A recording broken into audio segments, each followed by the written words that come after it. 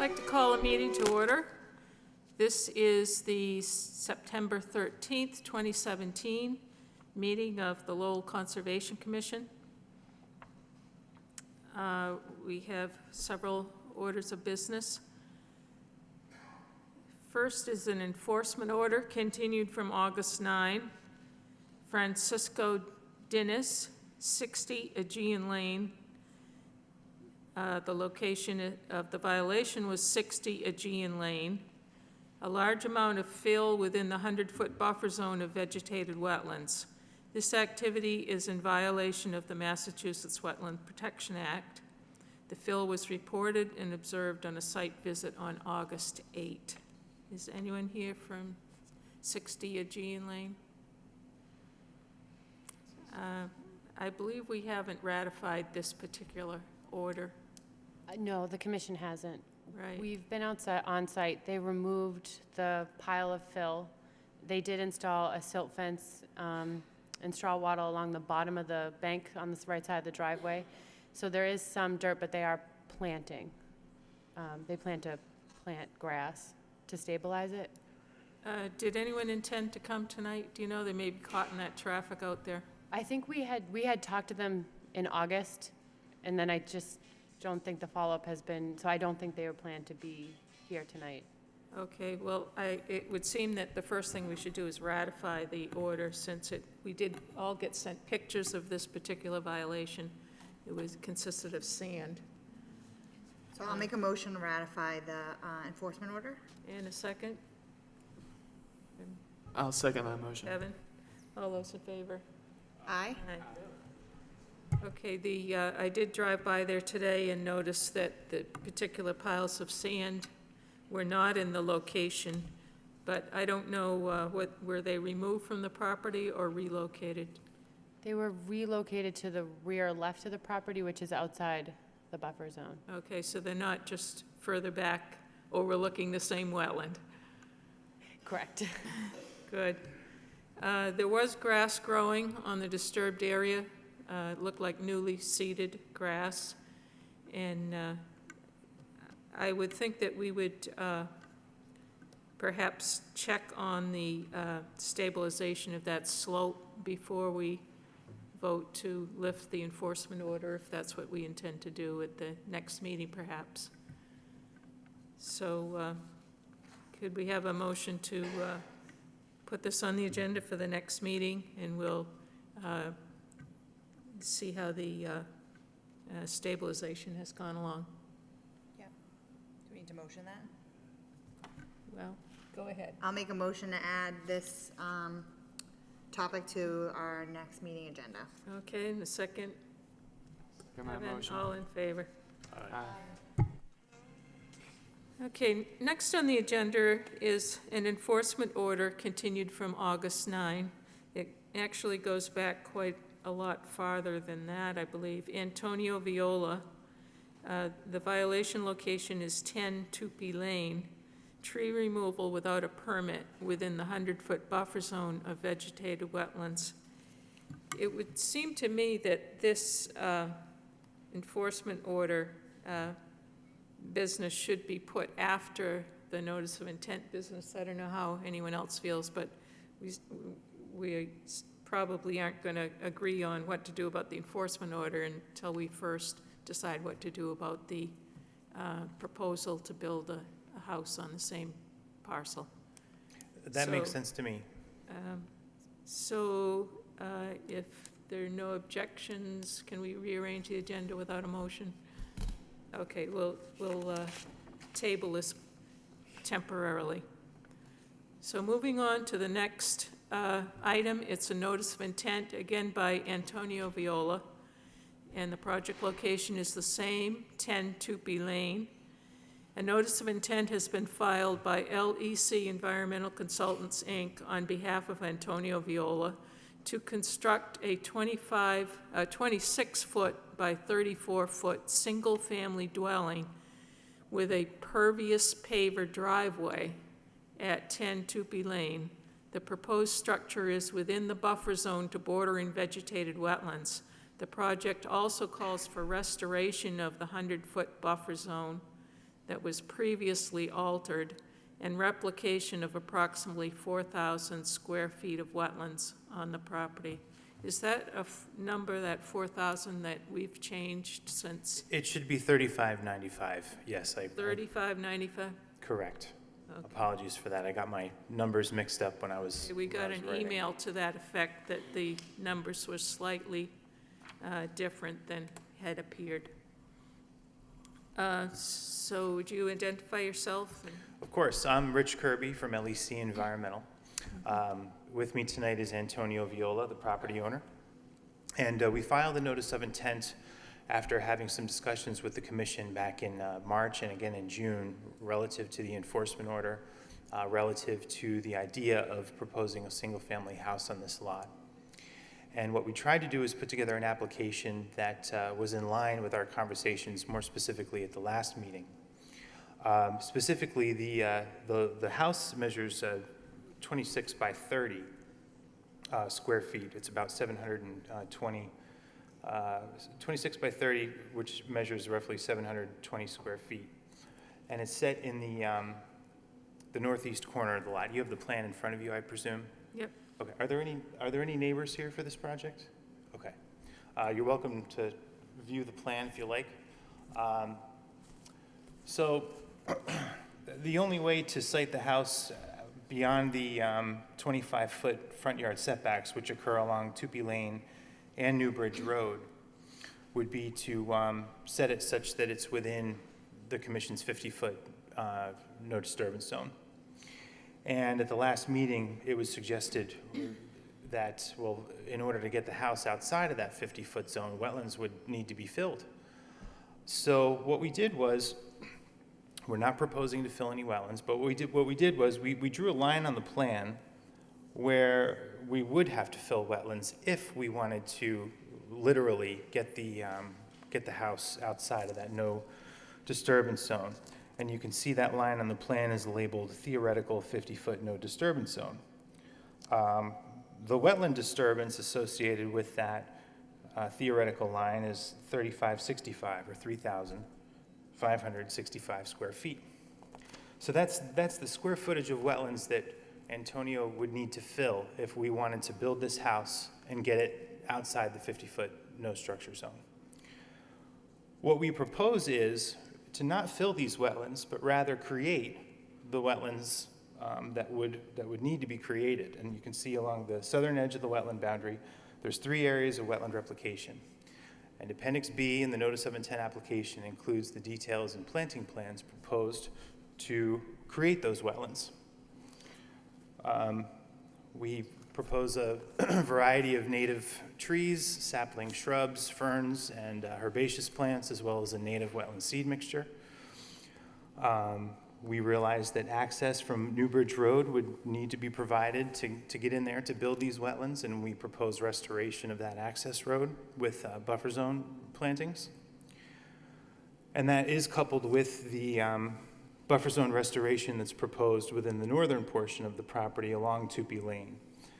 As is with the enforcement order, the vegetation was cleared within a portion of the buffer zone up there, so we're proposing to restore all of the buffer zone with the exception of the house and a modest lawn area surrounding it.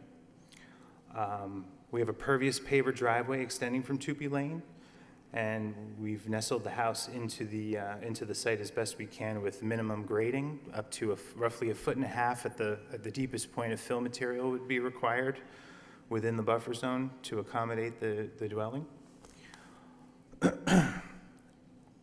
And other than that, that's really the proposal. We wanted to put forth the concept of creating, just slightly greater than 1-to-1 wetland replication on this property without filling the wetlands.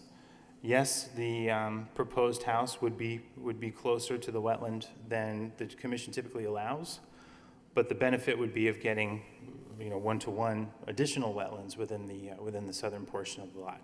I would add one more thing. I know sometimes it's a concern as to future encroachment by a future homeowner into the adjacent buffer zone and area. And on the planting plan in Appendix B, we propose some survey markers, 6 in all, along the lawn edge, And those survey markers are anchored into the soil, and they have caps that are stamped, and they say conservation area, do not disturb. We've used those successfully in many other towns to demarcate the preserved buffer zone, preserved wetland areas, and we think it'd be a good application of those here. So with that said, we'd be happy to answer any questions that the commission may have.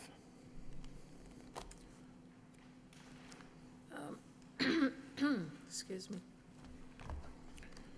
I'm not sure that the commission suggested that you replicate. I Well, think the statement was that there really wasn't any room on the lot after you got out of the 50-foot buffer zone.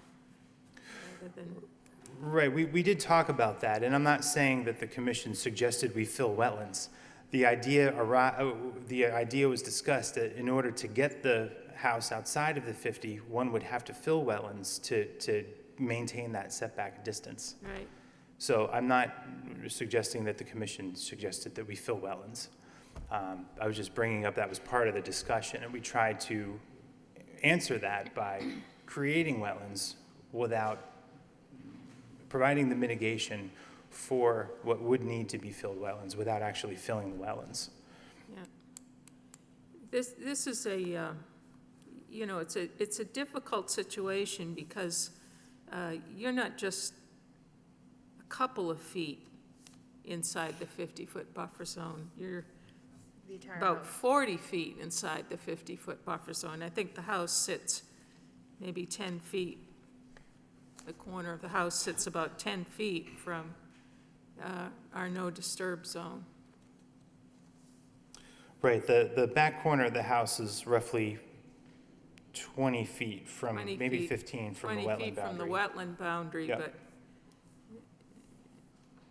Yeah, no doubt. There is no room on this lot to put a house that meets the side yard setbacks and meets the commission's 50-foot no disturbance zone. We knew that going in, and even if we were to receive any sort of variance from the zoning board on a front yard setback, you know, we'd still be within that zone. right, So the idea is to try and provide a level of mitigation that's commensurate with the scope of work, and that would set a clear precedent for anyone else looking to take a similar approach. I think that's a tall order to create, you know, 35, 95 square feet of wetlands, as well as, you know, the buffer zone restoration that we propose. in well, here. I would say that your planting plan is impressive. You know, you have all native species, a nice variety. You know, it's just, this particular board, I can't remember a time where we approved something like this so close to a wetland boundary. It is a unique situation, yes. And the other part of it is that we don't really know, we don't have a lot of good examples of restorations that have really lasted. It's not an easy thing to do, and I think it would require, you know, at least a couple of years of babying it along, and then perhaps even that. You've got a wild bunch of invasives out there that have already taken over that corner, which, you know, I'm fighting the same invasives at my place, and it's a constant battle. If you don't want people in that buffer area to have that kind of stuff coming up, in order to maintain it, you've got to get in there and work at it. So it's a difficult situation to say, you know, don't disturb it, but then, you know, if you want that nice planting plan to actually come to fruition, you're going to have to control some of the invasives. Well, if I might, I have been involved with many tens of wetland restoration projects during my tenure at LEC. We design, supervise, oversee, and monitor many of these wetland restoration areas, and we have developed a very good sense of what works and what does not. In this case, the upland area where we would be creating these wetlands is about, you know, most of it's about a foot, up to about 3 feet, but most of it's about a foot higher in elevation than the adjacent wetland. So in order to create the wetland, what we do is we excavate the topsoil and excavate the subsoil such that we are about a foot below the elevation of the adjacent wetland. Then we backfill it with an organic wetland soil that we have specified the organic content of. We have a number of sources to ensure that the compost that's used for the wetland soil is processed properly, and when it is, the compost is heated up to a degree that kills the weed seeds. Once the wetland soil is put in, we have a dense planting arrangement with a lot of the native trees, sapling shrubs, ground cover plants, and a native wetland seed mix that we put in that area.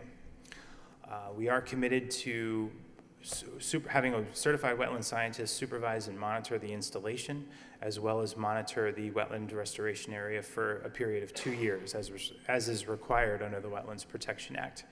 And we would provide annual reports to the commission. We would direct a landscape contractor to remove any invasives that are coming up. We would replace any native plants that have died.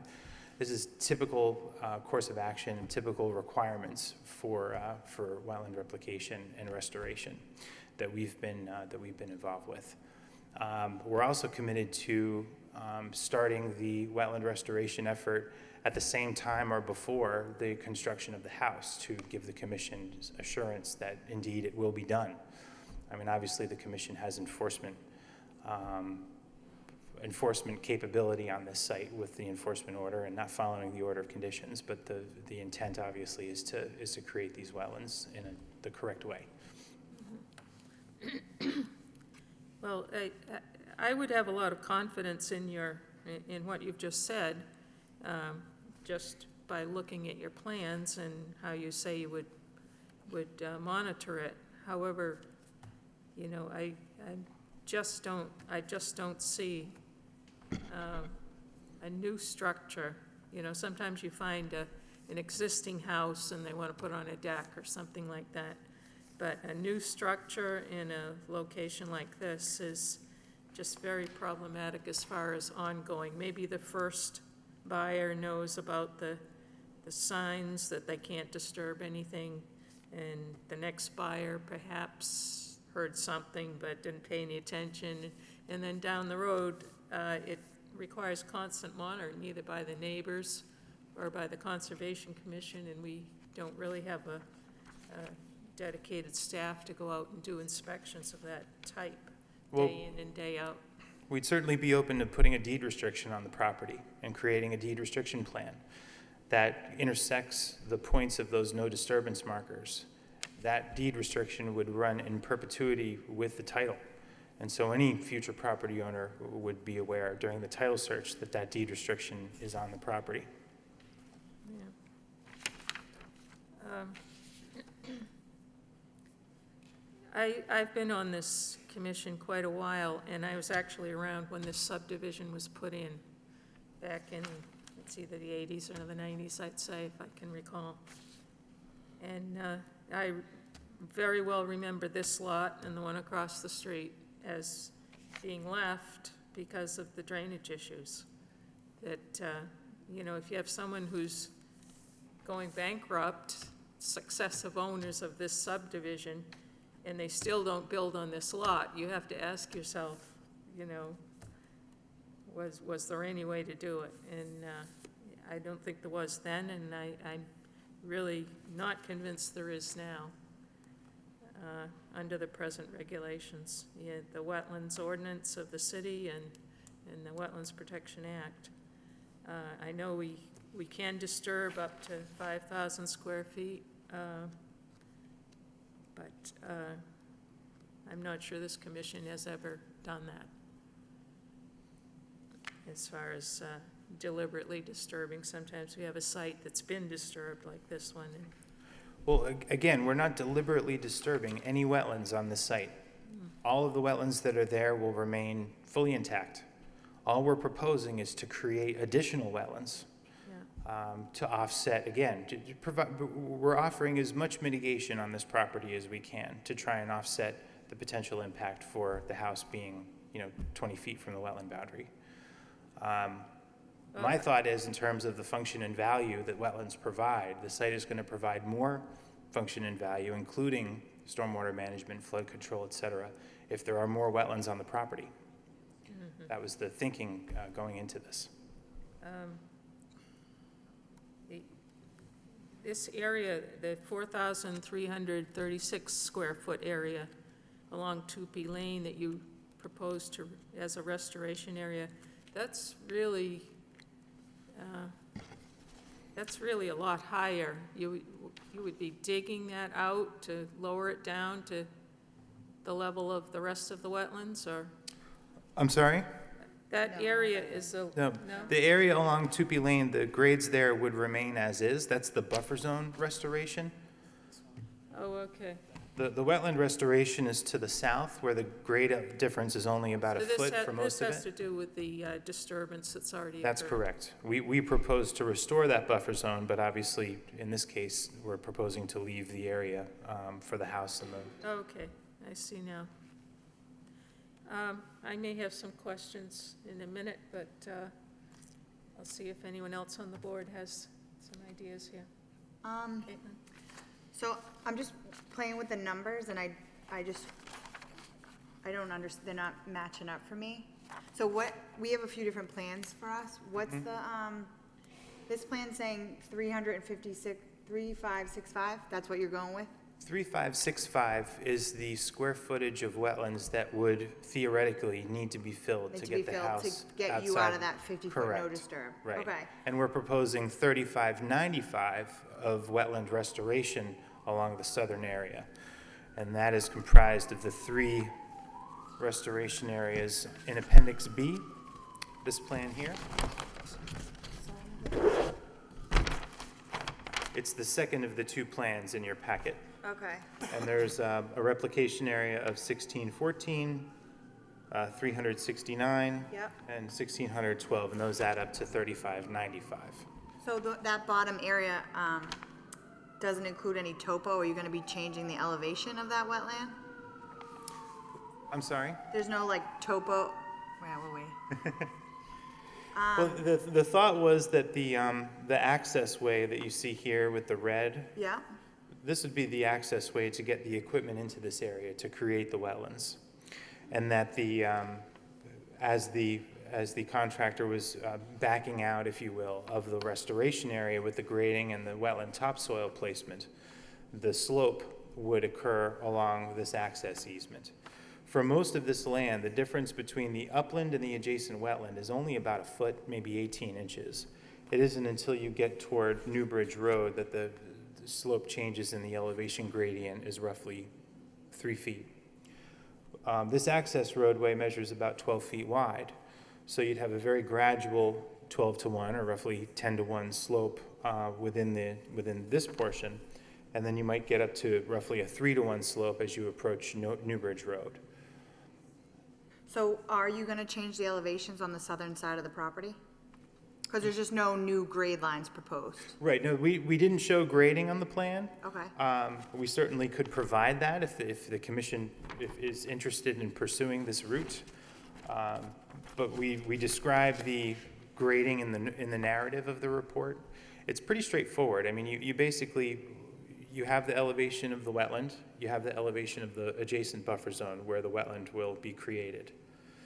You excavate the land where the wetland's going to be created to 1 foot below the elevation of the adjacent wetland. And then you backfill with roughly 12 inches of your wetland soil. So you're at the same elevation as your wetland. Yeah. We could certainly show that before you plant it. We could certainly show grading and everything like that, but I wasn't going to go through that level of effort unless the commission was open to this concept to begin with. And then have you been to the other boards in the city? We don't require permits from any of the other boards, is that right? No. It would just be a building permit for a single-family house.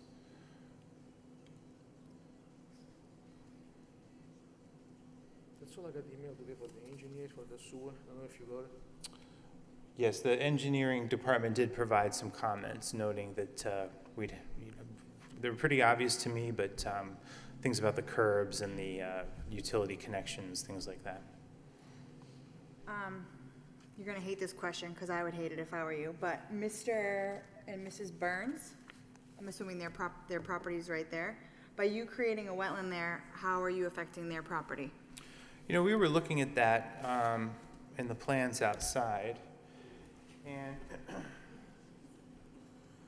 if you look at the wetland area and the buffer zones, you have a flag here, 25A, a flag here, 28A, 30A. Those flags are the flags that are closest to the side yard property boundary. And so the buffer zone is going to extend 50 and 100 feet from those flags in a radius. By adding these additional wetland areas, there might be a slight modification of that buffer zone on their property, but I don't think it would be that dramatic. Again, we could certainly provide that to the commission and show the difference between the two buffer zones on the property.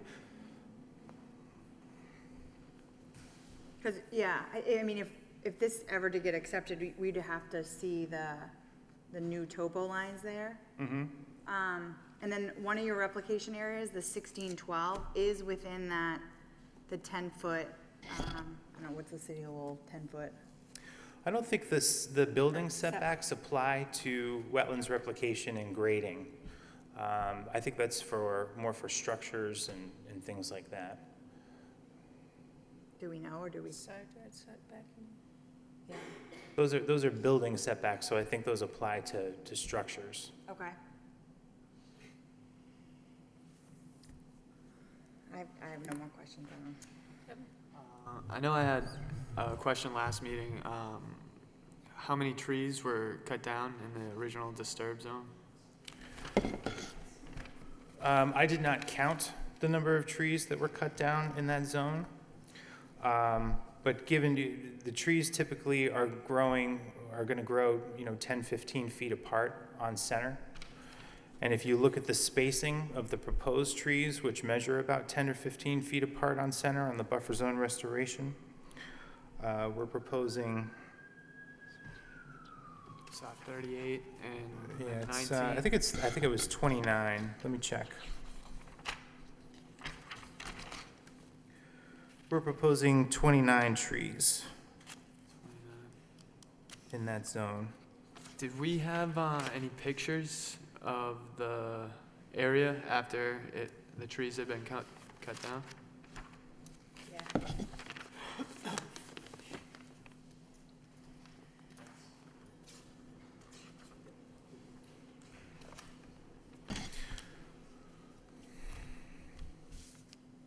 And again, if this is something that the commission is open to, we could provide you with a precise count of the number of trees that were removed in that area.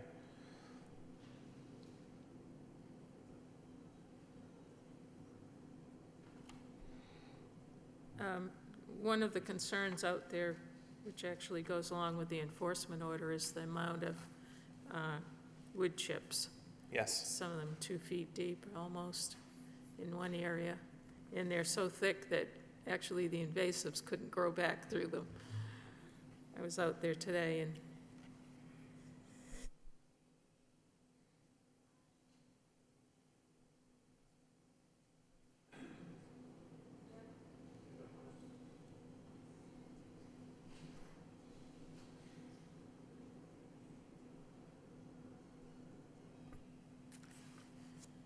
okay, if there's no more questions from the board at the moment, we can open it up to the public. And in no particular order, if you'd like to speak, either for or against. I don't like to separate the for and against, because sometimes people sit and think for a while before they decide if they're going to get up and speak. So either for or against. If there's anyone who'd like to speak, if you'd approach the microphone and give your name and address. Yeah, sure. So. Good evening. My name is Paula Lasher. I live at 17 Tupee Lane, which is right across the street from the property in question. We do have, I know I have some concerns about the grading of the land, first of all. There is standing water down there.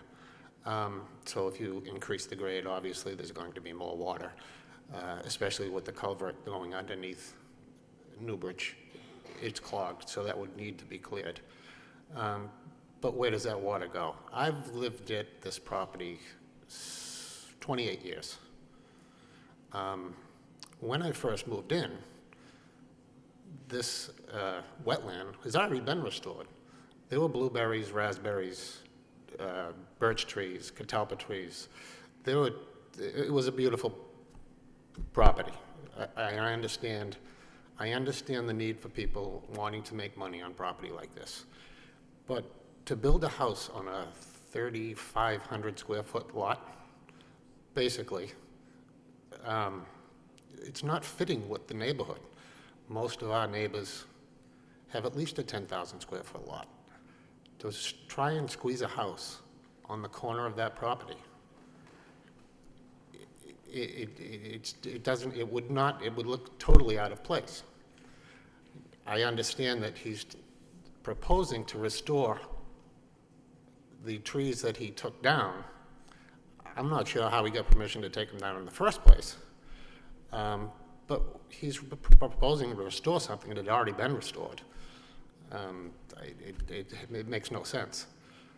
I have had water. I have water in my basement at least twice, 3 times in the last 28 years.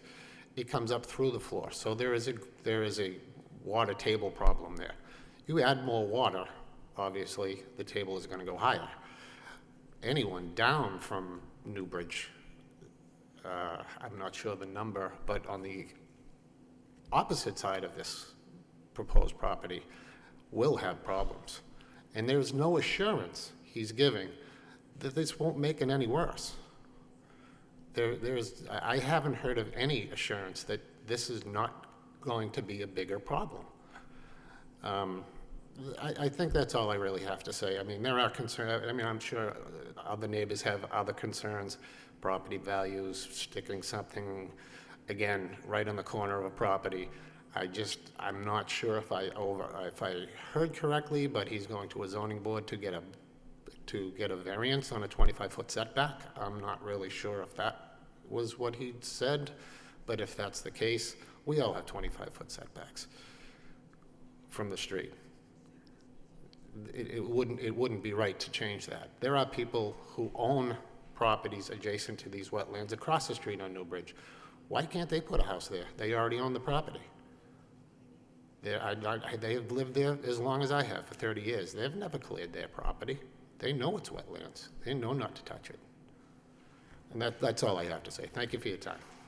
All right, thank you. I believe he is 25 feet from each street, according to this plan that we're looking at. 26 from one street and... I'm sorry.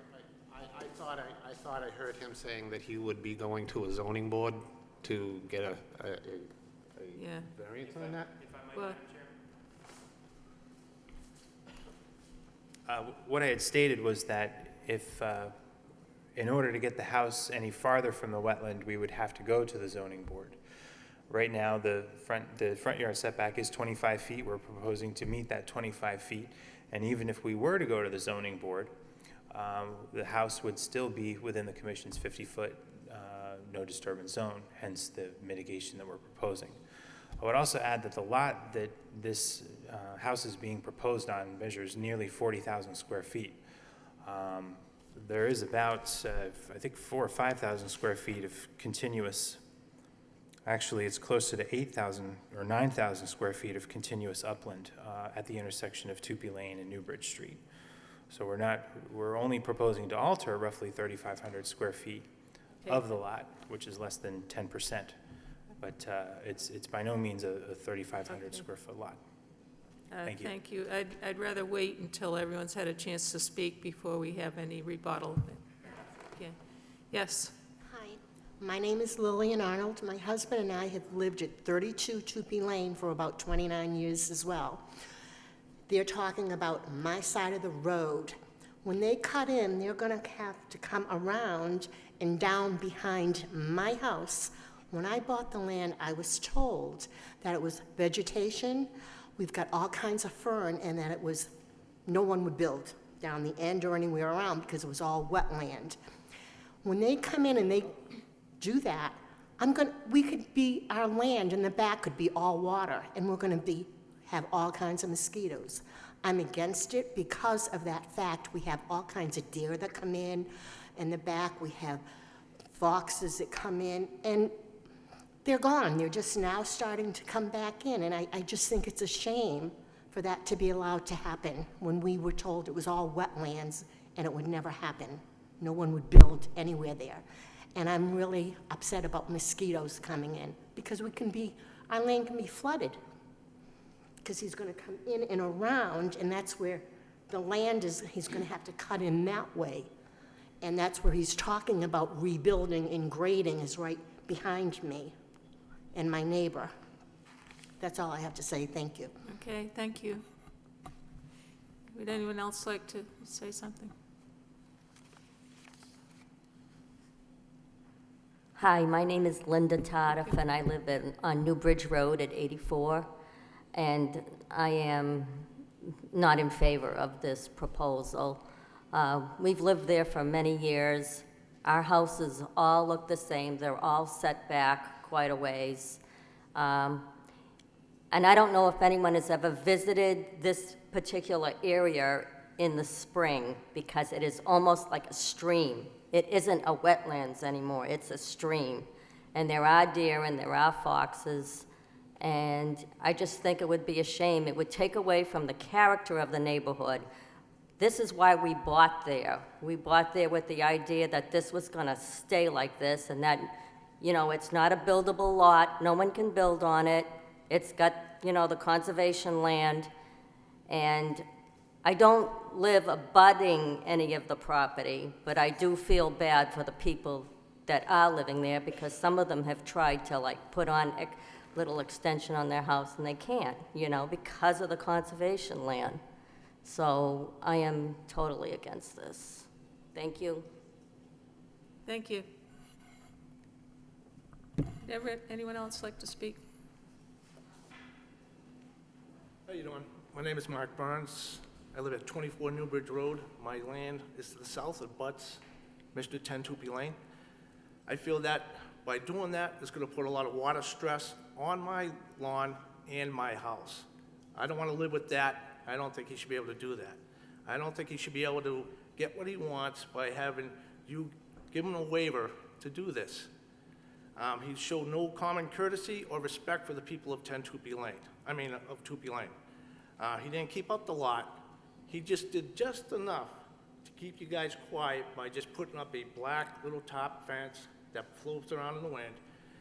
Hasn't even cleaned it up, made piles of debris, hasn't cleaned it up, and he made the place look like hell.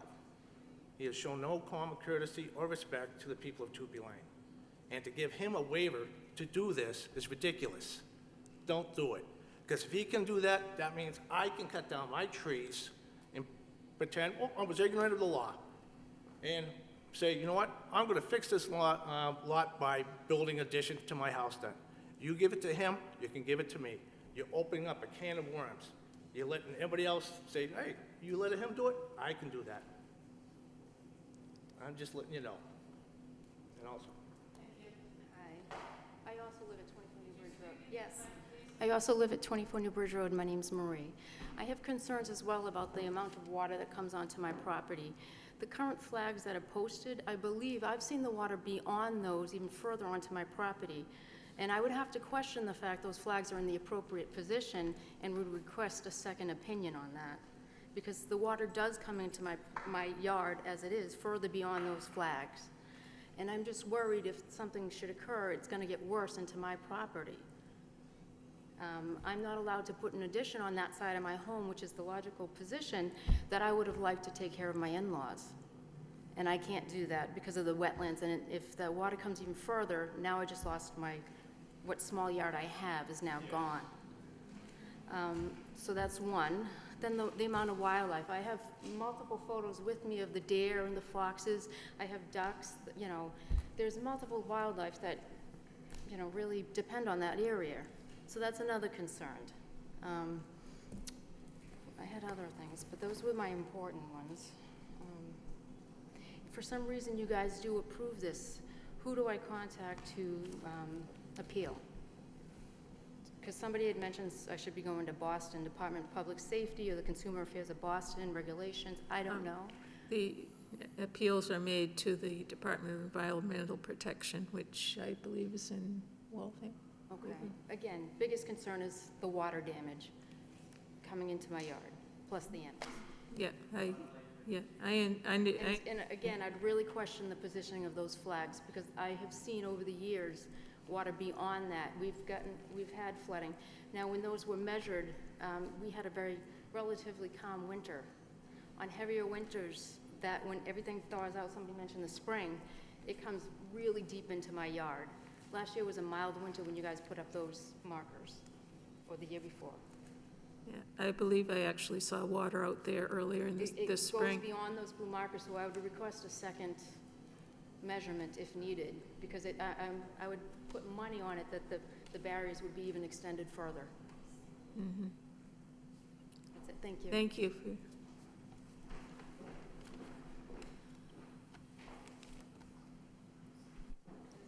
Hi, John Arnold. I live at 32 Tupi Lane. I just don't understand the filling in of the wetland.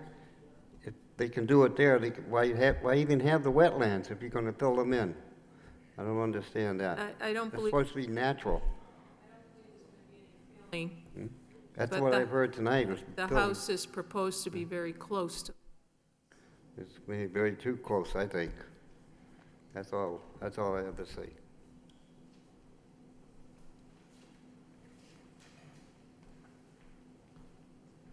I'm David Bassett. I live on 11 Tupi Lane, and I'm against building on a wetland. I feel that we should be protecting the wetlands and all the wildlife. And this past February, there was actually a huge pond there. Floods, a major water problem there this past February. I should have taken pictures, but it's like a lake right there. And it's not suitable to build a house there, and I don't think I recommend doing that at all. Thank you. I'm sorry, maybe I do have one more question. Come up to the mic. I do have one more question. In order to put the house there, you're not planning on actually putting the house, just putting the house there. You have to fill that to put the foundation, correct? That would be my question. I mean, he's not just going to go put a foundation where that property, where the wood chips are now. That's going to have to be dug out and filled. So it will be filled. I believe the house would be to Newbridge, not, What I'm saying is that the foundation will not go there on the existing property as it sits. It would have to be filled. The foundation would have to come up higher, correct? And I that's- think you said that's- 1.5 foot of fill for the house. Is that what you said, Mr. Kirby? Yeah, 1.5 foot.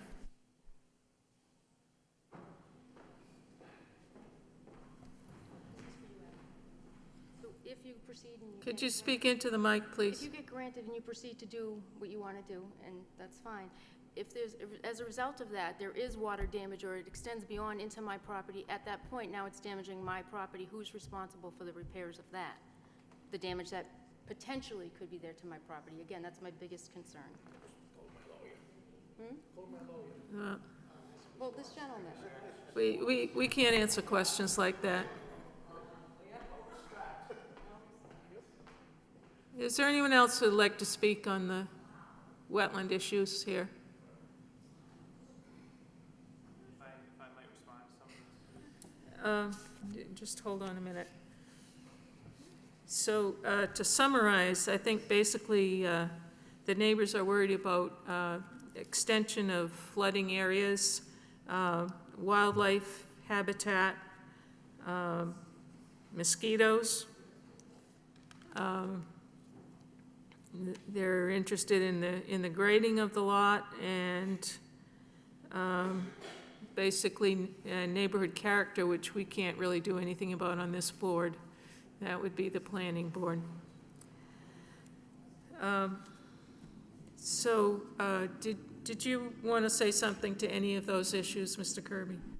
If I might, Madam Chairwoman, a few things to consider. The Wetlands Protection Act and your local bylaw protect wetlands for the functions and values they preserve. Some of those functions and values are flood control, storm damage prevention. Wetlands are supposed to be wet, especially in the spring when groundwater tables are high, the soils are saturated because of the winter snowmelt, et cetera. I'm not surprised at all that there's mosquitoes and I'm sure the bats that feed upon them and other things in that wetland. This development is not changing the amount of water falling from the sky. The same amount of water that falls in that lot now will fall on that lot if and when this house is built. It's a small house. It's 700 and some odd square feet. It's less than 1/40th of the entire size of the lot. We are proposing a pervious paver driveway to enable any stormwater that flows onto the driveway to infiltrate naturally into the ground. Again, we're siting the house within the landscape such that roughly only about up to, we're not filling the whole lot by 1.5 feet, but just the areas around the house, as shown on the plan, would need to be filled by roughly 1.5 feet. So again, I just want to, there is a drainage easement within that wetland, the culvert that goes underneath Newbridge Street. And if that culvert is clogged or not functioning, I think it's the responsibility of the city, if they have ownership of the easement, to make sure that that's cleaned out. So I would encourage the neighbors to call the DPW office to see if they can check that pipe if they feel as though it's not draining. But I want to be clear, we're not changing the amount of water that's flowing onto the property. I would like to introduce David Daly, who is, I think the commission's familiar with. He's a developer in town who's done a fair amount of work. He is interested in pursuing this lot and potentially developing it in a responsible manner, and he wanted to say a few words, so I'd introduce David to you.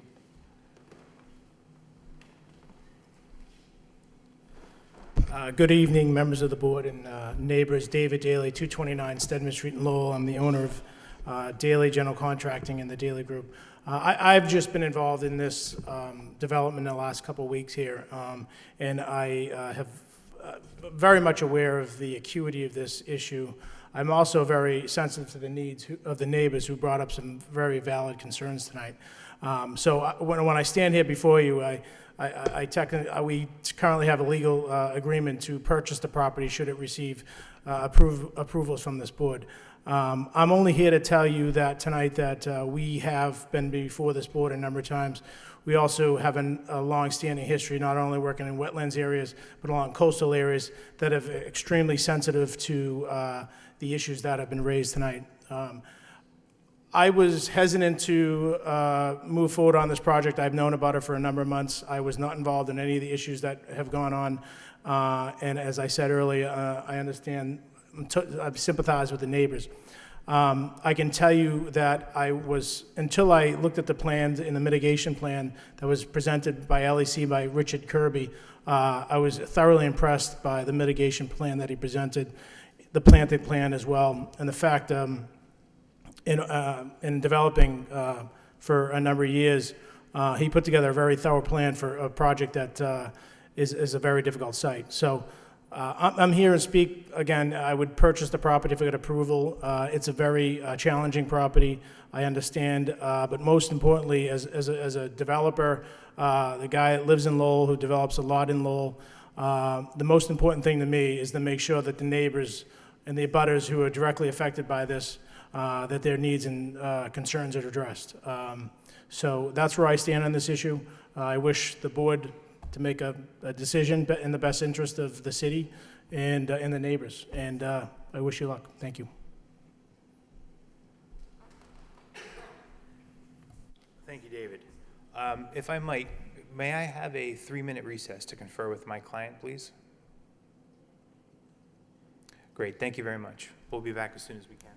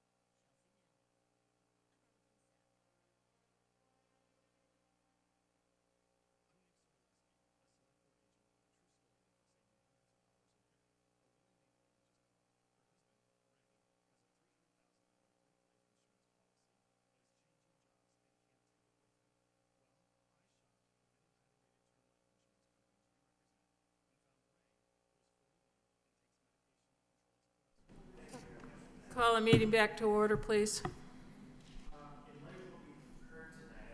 Given there is some additional information that we could provide to the commission in terms of the grading and things like that, but we don't want to go through that exercise if the commission is inclined to deny this project as proposed. So I guess if it's possible to maybe get a straw vote, get a sense of where each commission member is leaning. You don't do straw votes.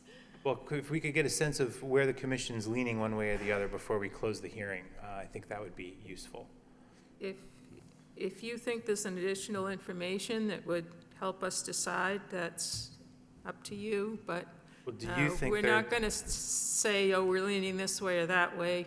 If there's an additional information, we certainly shouldn't decide until we see it. Do you want to know what we think? That would be helpful. I'm against having an extended discussion here. I don't want an extended discussion. We've been given a fairly accurate set of plans, I think. You know, we've got a landscaping plan. Well, the additional information that might be useful could be conditioned in an order of conditions as well. That information could be provided as part of a special condition if the commission was to choose to approve the project. So I think at this point, we'd like the commission to close the hearing and render a decision. Okay, I'll go first. Good. I think it's, We're actually still discussing, are we? We're not closing the hearing right now. yeah, well, I'll discuss. We're not done talking on this side of the Okay, board. well, at your leisure then. Yeah, well, Thank you. so as of right now, where I'm at, it is such a bummer, obviously, to buy property and not be able to build on it, and I totally understand that. But as of right now, I cannot vote to issue an order of conditions. And my 3 reasons why are the original subdivision plans that originally left this lot open on purpose. There was a reason for that. Do we know what that reason is? Is there a plan with a reason on it? And we were just discussing, we could look back at that. We're going based on memory, and we were thinking that, again, it was a subdivision from multiple homes that came back and forth to the Conservation Commission, and that lot was left open purposely. So I'm assuming it was left open because there probably was wetland replication that needed to be done back then. Again, that's not factual right now, that's just, I'm assuming that. So as of right now, with the information I know, that's my number 1. My number 2 is I think that there are too many unknowns. The culvert going under Newbridge, I think that a neighborhood drainage study would now have to be conducted to figure out what's gonna be, if you're adding an additional area to that wetland, how is that gonna affect that culvert flow? And is it gonna flood anybody else out downstream? I'd wanna know that. I'd also, somebody said that they questioned the location of the wetland flags. I would maybe even recommend then a peer review of the wetland flags. So both that drainage study and the wetland flags, I don't think is feasible for this. And number 3, I have to, which multiple times I've actually gone against this, but I have to uphold the 50-foot no disturb zone here because I do think there is a reason why the city put it there, and I think this is one of those reasons. So those are my 3 reasons why I would be not voting to issue an order of conditions tonight. Okay, thank you. Yep. Would anyone else like to make any comments? You do need 4 votes. We have to have a majority of the sitting members, which is 6 at the moment. I think I've probably expressed that I'm opposed to violating the 50-foot setback in not just this case, but in every case I can think of. So I would not be voting to issue an order of conditions on this property, whether it's tonight or whether it's the next meeting. Anyone else want to speak? You don't have to say anything. All right, if there's no more discussion, can have a motion to close the public hearing? I'll make a motion to close the public hearing. Second? I'll second that motion. All those in favor? Aye. Aye.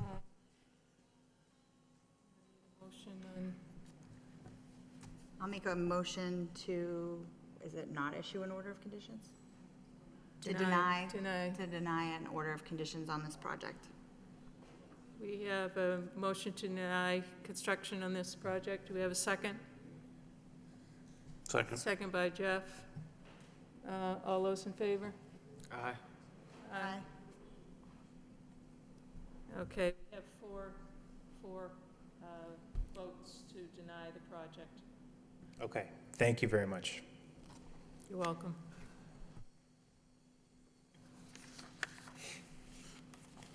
This project can be appealed to the Department of Environmental Protection. And that's something that any member of the public can do, whether the developer or a private citizen. And, yes, If it gets appealed, do we get notified again? is there notice of appeal? I don't know. Because otherwise we don't know. No, I don't think they get notice of the appeal, but it would have to come back before this commission. So then, for another right? No, The Conservation Commission would be notified of any appeal to DEP. yeah, you'd have to keep That's in contact with our secretary at the DPD. The appeal period extends 10 business days from the date of issuance of the order of conditions. Because of this denial, what's going to happen with this property? Is it going to be left like this? We I have to can't talk. hear you. I'm sorry. Denial, what is going to happen with this property? Is it going to be left like this? No, we're actually moving on. Don't leave yet. We have to move on to the enforcement order. We're actually moving on to address the fact that the trees were cut, and we do have a proposal to restore that corner. Yep. We have a planting proposal. So if we can move on with the agenda, rearrange the agenda so that we're now taking up the enforcement order of the same property, 10 Tupee Lane, tree removal without a permit within the buffer zone.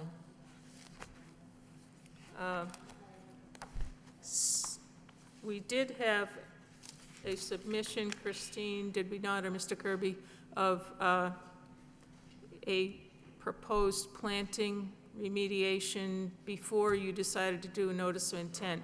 And my question would be, is that something you're still have you withdrawn that proposal, or is that your proposal for the remediation? In order to address the enforcement order, our proposal is to restore the altered portion of the buffer zone in keeping with the buffer zone restoration plan included with the notice of intent.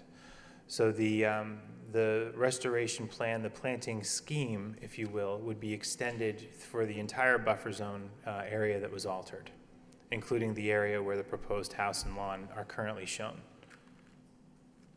Okay. Do we have a, say the question, I didn't know. Didn't you already have a plan? The plan that we had submitted previously was more of a concept plan and just had some hatched areas. Okay. If the commission wants to approve that plan, we're happy to accept that approval to address the enforcement order. Or if the commission wants to combine the two plans and say that the areas shown on the hatched plan shall be restored in accordance with the density and planting arrangement shown on the buffer zone planting plan. I don't know if you have a preference. I'm presuming that you would prefer to just say it the way you just said it. And but we would need something a little more defined than that for, Okay. because Well, this would is the just a commission- would wide the- open area in this corner. Yes, would the commission be open to us submitting a revised planting plan that shows restoration of the entire buffer zone in accordance with that buffer zone planting plan that's before you tonight? Right. I was impressed with the plan that you have here, that you have submitted here with the notice of intent. And I think just with the addition of that corner, Okay. that would be a fine plan. I'm assuming, and you can tell me if I'm right or wrong, that it's probably going to come in too late to plant this fall. It depends on the plant availability. It depends on, I'll have to get back to you on that. But my intent would be to provide that plan to the commission through their staff, and frankly, not attend the next public hearing, presuming the commission would accept it. But certainly keep in touch with the staff to find out after the next hearing, the day after, if the commission did indeed accept it, and if so, we would look at implementing the planting at that time. We have other issues besides just the planting, though. We have the wood chips that need to be removed. Yeah, the wood chips would We be have, removed. That's I think that's spelled out on the buffer zone planting plan. But if not, I'll make sure that it is. And we have quite a lot of brush and slash. I don't think we'd want you going into the wetland, but certainly anything that can be hauled out without disturbance. Yeah, there was no alteration to the wetland. There's no brush or slash in the wetland. All of the work that occurred on that lot occurred in the buffer zone. All of the restoration that will occur on that lot will occur within the buffer zone. So if we remove all of the wood chips from the site, we don't go into the wetland because no wood chips made it to the wetland. It's Right. only the buffer zone. I just want to make that perfectly clear. Right. And if you could do that without disturbing the soil too much, because there are a variety of things coming up there. Yes. And I think addressing the black locust is going to be an issue as well. Each stump of a tree that was cut down has sprouted 6 little ones. I think most of the trees that were out there were native. There might have been some Norway maple, but there was a fair amount of red maple, some black cherry. Well, those are good, but Yeah. black locusts are taking over everything right now. Okay. Well, those will probably come out with the removal of the wood chips. You say you yourself can't be at the next meeting. Can you have a plan submitted for us to look at by our next meeting? I will confer with my client and get it to you as soon as I can. But certainly, my intent certainly is to get it to you in advance of the next hearing. Okay, and if you could include the things we've just discussed as well. Yes. Okay, are there any questions from the commission? Nope. Any comments from the public? Okay, thank you for coming. Thank you very much. That brings us to the end of our agenda for tonight, unless there's something that we have. Anything else, Christine? Okay, motion to adjourn. Motion to adjourn. Second. Thank you and good night.